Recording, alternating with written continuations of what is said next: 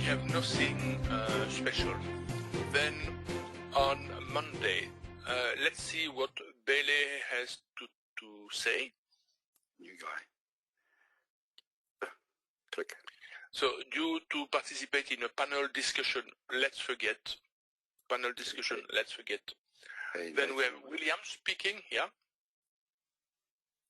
Panel discussion, forget, same subject. Then I will monitor the federal budget balance. Yep. Then it will be interesting also to monitor the visitor arrivals month over month with the Kiwi. Yeah, in this context of the epidemic with the COVID, so it may be interesting to see how New Zealand, which is the country which is most observed by many other countries, because New Zealand is in winter, and the problem is the possibility of a second wave with the COVID. Personally, I don't believe it, but New Zealand is observed by many countries, and so it will be interesting to observe how the activity may restart possibly, and tourism is one important activity in New Zealand. Well, no tourists are allowed in Eusebio. It's only New Zealanders are allowed back in at the moment. Ah, okay. And when they come in, they're quarantined for 2 weeks, unless they escape, which they've been doing. we had 4 so far this week, cutting fences, breaking out windows, and they're not under lock and guard. They can get food and all sorts of stuff delivered to their rooms, and they can go for walks. And they're just running around through the neighbourhoods. So anyway, and these are New Zealanders coming back. I'd expect it from French or Australians, but not New Zealanders.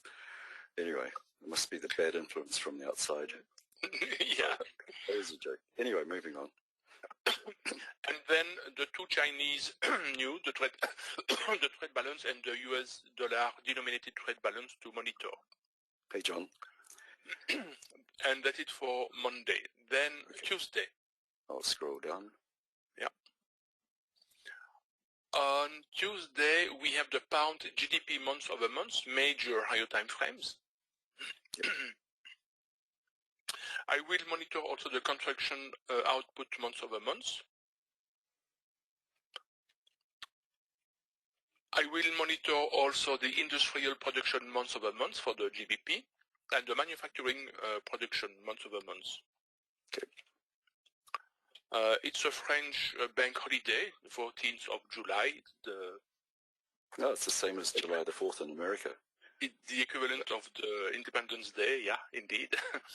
Then we will have the Euro-ZEW economic sentiment major, and the German-ZEW economic sentiment major too. Okay.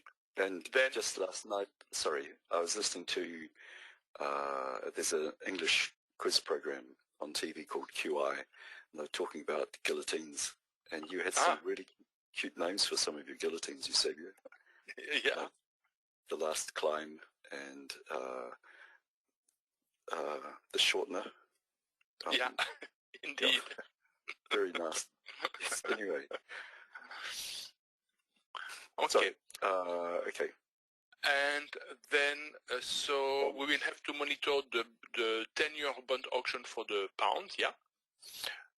Then we have the CPI month over month and core CPI month over month for the US dollar, so major higher time frames. Then we have the, let's see, the GBP estimate for the GDP estimate for the pound, so major higher time frames. Okay. Then we have Brainard speaking. Okay, I'll scroll them down. Hey, Ralph and Hector and Nathan again, I guess, if I haven't already said hello. Due to speak about the economic and monetary policy outlook at a webinar hosted by National Association for Business Economics. No, let's forget. Okay. Right. Then I will monitor the Bank of Japan Outlook report. Yep. No, sorry. It is a big one in red. So we have the Bank of Japan Outlook report and the monetary policy statement. And so the Bank of Japan policy rate, major higher time frames and in red. And later we will have the press conference too.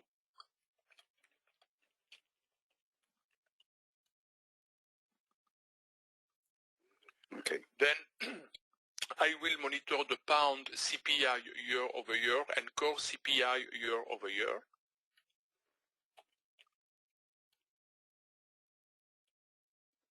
Okay. I'll scroll down. Sorry. Yeah. Wednesday. Okay. So where are we? Monitor the Euro-German 10-year bond auction.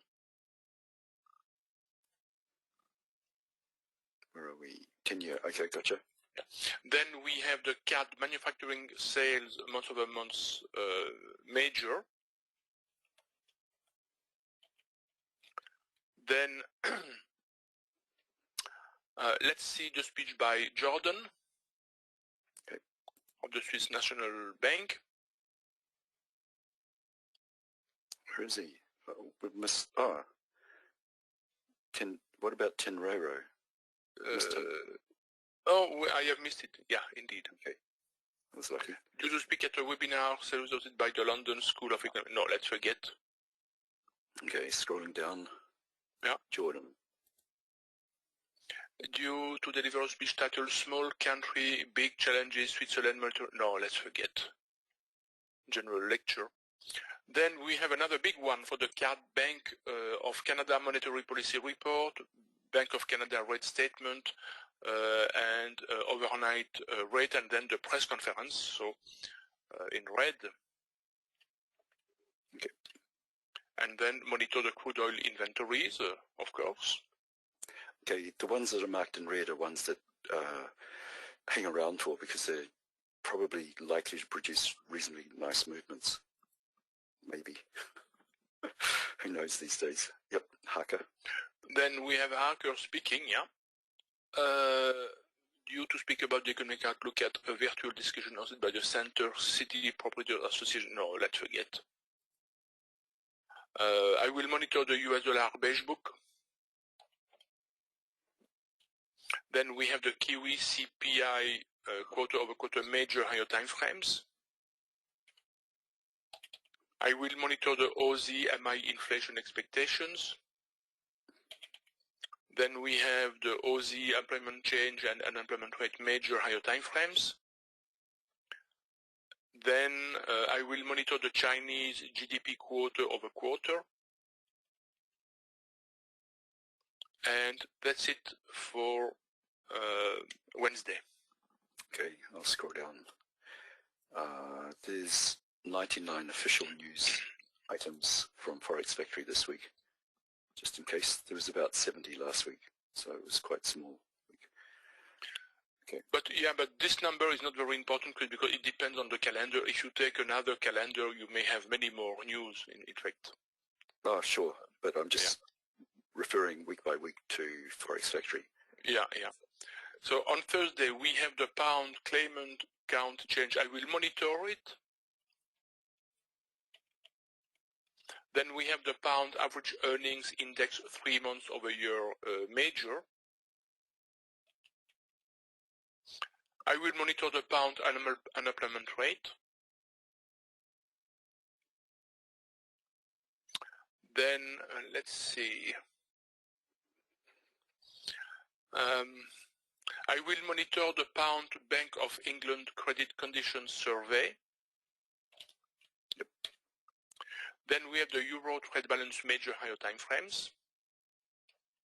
Then we have Haldane speaking. Due to speak at a webinar on financial services, so general lecture. And then we have another big one in red with the euro, main refinancing rate and monetary policy statement, and the ECB press conference.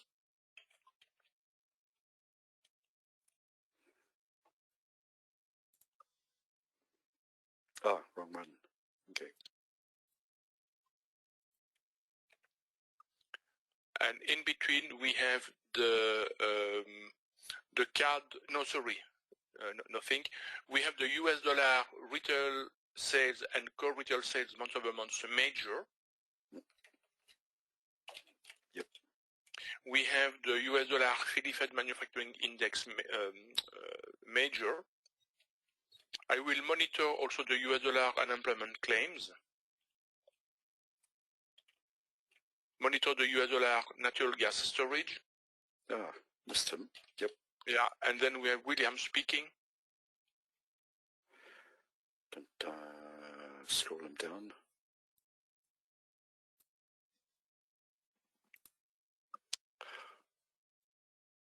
Okay. Due to speak at a webinar hosted by the Financial Research Advisory Committee. No, let's forget. That's it for Thursday. And on Friday, we have Bailey speaking. So none of these. Okay. Due to speak at a virtual citizens panel open forum. No, let's forget. Then we have the CAD wholesale sales month-over-month major. I will monitor the US dollar building permits and housing starts, because these are good indication about the possibility for the economy to restart. And then we have the US dollar, so preliminary University of Michigan consumer sentiment and inflation expectations, so major. Okay. Cool. And how about the G20 meetings? Nothing? No, okay. It's just a political meeting, so as you know, there is nothing important during which comes out from these political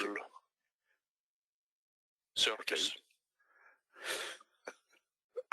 Okay, maybe I'll add governments to your list of things that we don't talk about with you, along with Elliott waves and martingales and paper profits. Okay, so the reason we do this is so that you can avoid sudden spikes or volatility when you're trading, and anything that's marked with H4 applies to higher time frame traders. Anything under that, anything with a major in it applies to the smaller time frames, like 5 minutes on upwards. So when these apply to you, don't place any orders within an hour of it coming out, and get out within half an hour before it comes out. Standard people don't need to be quite so rigorous, because you could have a lot more orders running at the same time, because with the standard you can add to your existing first order, first to trade, and scale in and make more profits. So with the standard people, you can take off some of your scale-ins but still leave the order running, perhaps, unless you think it's really big, and then just completely get out. But for primer people, don't run through them, because what we don't want to happen is for you to get spiked because there was because the news came out and it was a surprise announcement. A surprise one, as Eusebio said, is one that is more than 20% of what the actual number that comes out. If the number is 20% different to, say, something like this, then it's regarded as a surprise and can change cause a lot of volatility on that particular currency, which will impact all the pairs that currency sits in. And if it's a percentage amount, then go for, instead of the 20%, go for a 0.2% change in this. So if there's a 0.2% change, if it's a percentage sign next to it, look for a 0.2% change. If it's a straight number, look for 20% of the number. Bit messy, but you'll get there. And the ones that are marked in red here are ones that are worthwhile sort of waiting for. So if I didn't have anything on that day, I would come around and wait for 7:45 a.m. and just sit and wait to see what the main refinancing, what the news comes out of here, because there could be a good movement to come out of it as a result, and you can grab hold of its coattails and trade it. The ones marked monitor are more for information, background information, to give you an idea. Natural gas storage are for people that sort of trade gas and bonds, and what else have we got? Monitor, yeah, just to get a general feel for what the market's like. Okay, and if you see that we've made it, or you think we've made a mistake, because we missed out on Haldane, I think, or somebody previously, Tenrero, then let us know. We'll sort it out.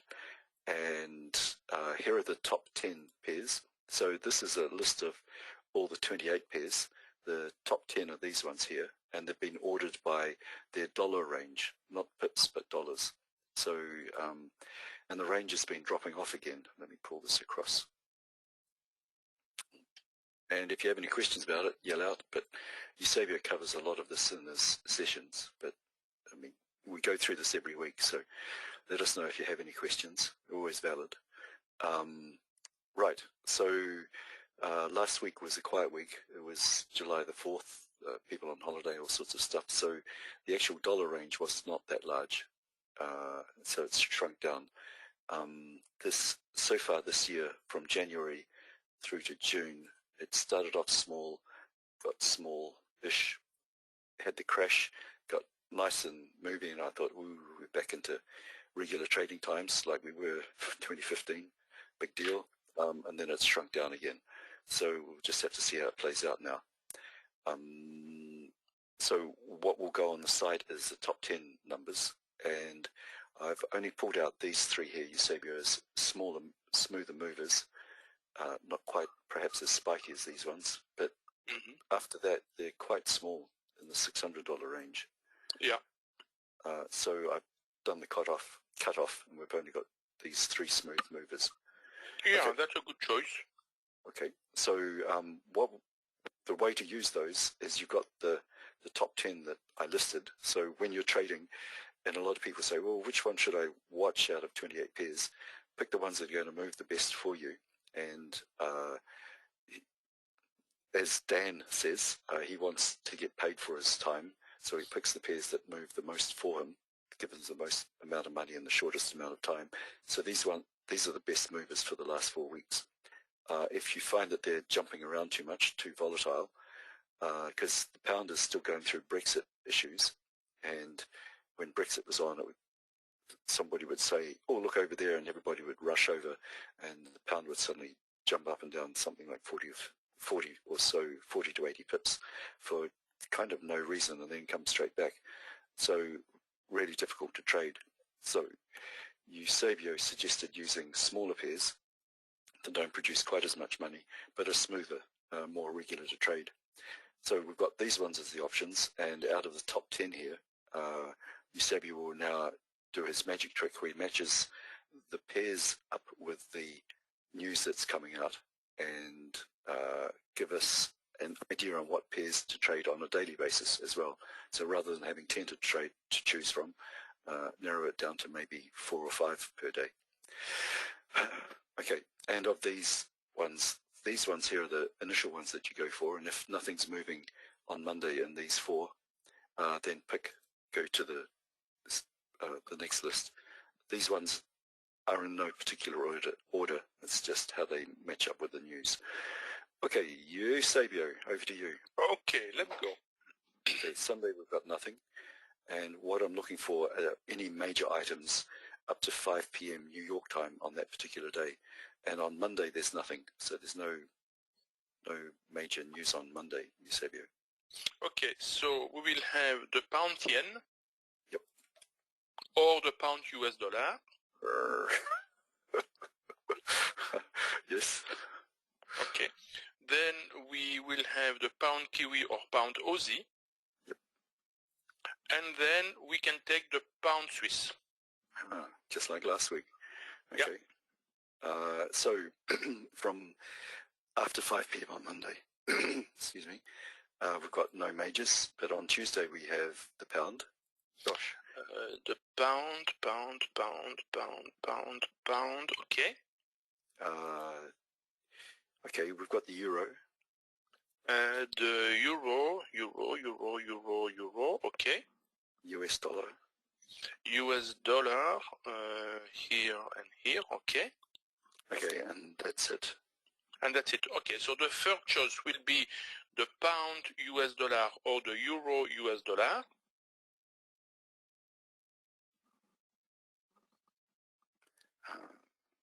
So pound US dollar or euro US dollar. Yep. I'll just have to write the whole thing out. Okay.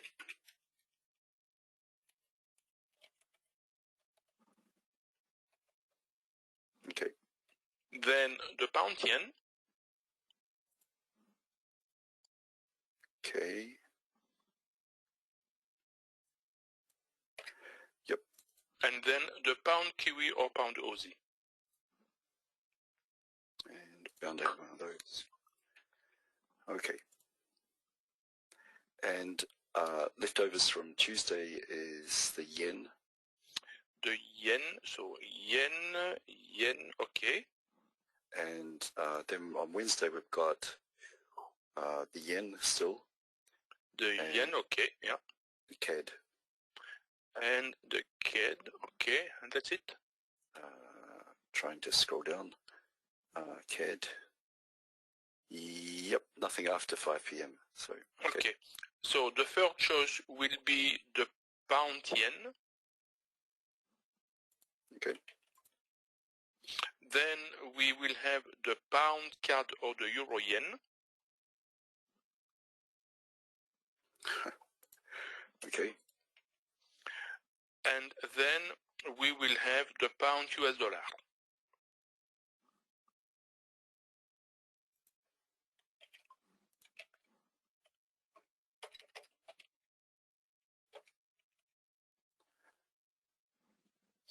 Okay.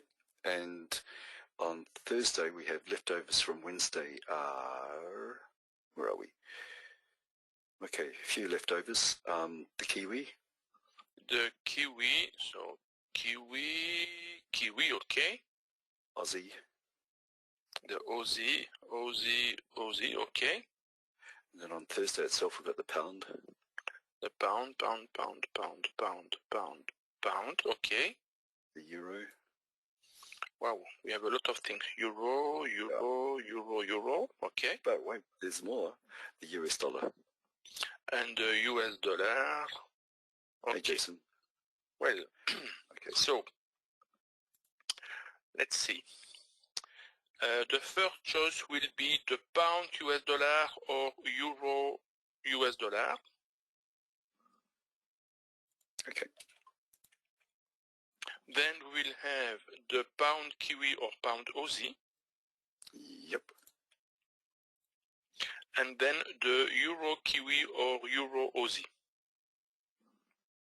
I think I deleted him. That's too bad. Okay.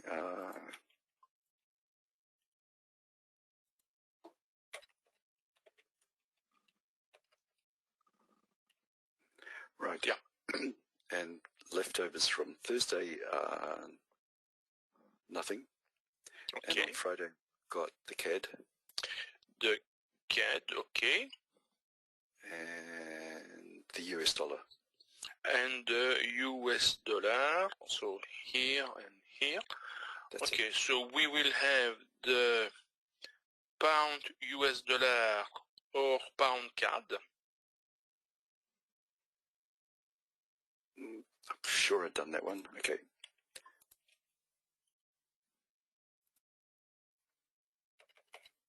Pound CAD. Pound CAD, yeah. Then the euro US dollar or pound yen.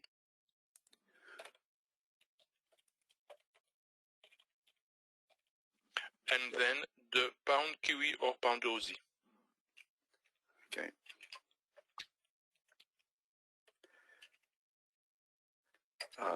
And there is a little wrinkle to this as well. If any of the okay, if there's just a bit about the news again. If there's major news coming out on the US dollar, the yen, or the euro, like all three of these today, they can affect all the other pairs, even the pairs that don't have the euro, the yen, or the US dollar in it. The smaller currencies like the, where do we have, something like the CAD, if there's major news coming out on that, and for instance you're on the euro dollar, then just be aware that there's the CAD news is coming out, but you don't necessarily need to get out of it. The news probably won't impact other pairs that don't have the CAD in it. The Kiwi and the Aussie are kind of closely tied together. So if one of those jumps, then the other will jump. So if there's majors coming out on the Kiwi or on the New Zealand dollar, then just be careful if you're trading the Aussie dollar or the Kiwi. They're quite close together. So the smaller ones don't impact all the other pairs as much. The big currencies do impact all the other pairs, so don't do the 30 minutes, 1 hour, no trading type thing with those ones as well. But the pound sort of sits in between. So if there's major news coming out on the pound, like for instance here, it could impact a lot of the other pairs, or maybe it won't. So you're just going to have to make your own mind up about that. Sorry, we don't know ahead of time. Yep. So the pound kind of sits in between them. It's probably, yep, okay, I'm not going to go there. You might be able to find out more information about it by going into the background a bit of where, start using Forex Factory, and for instance going over here and getting some of the information out of this, and you can also see what it, if you check out this little thing here to see if there's been any surprises between the actual, which is all the blue lines, and what's forecast, which are the gold dots. So if you see there's too much discrepancy between them, that means that there was a surprise with the number coming out. If there's not that much of a discrepancy, then generally the forecast and what was what actually came out, there's not that much of a discrepancy, so there's probably not much chance of, it's unlikely that you'll get a surprise when it comes out. But if they're jumping around a lot, let's have a look at this one. Like for instance, this one's a bit messy, the Italian trade balance. I'm not too sure that they really know what they're up to. They've said it was going to, the gold was coming up here at 6.77 and it actually came in at 4.47. So there's more than a 20% discrepancy between those. And so there's, that would count as a surprise, but it's that small, we don't actually use the Italian, so it's only good as an example here. Okay, but get used to this. It's not an instant, he told me this, now I know it type thing. You've got to sort of absorb it over a while. And if you've been away from trading for a while, you've got to build up your background knowledge again. Okay, I think we're done, Eusebio. Any questions, anybody?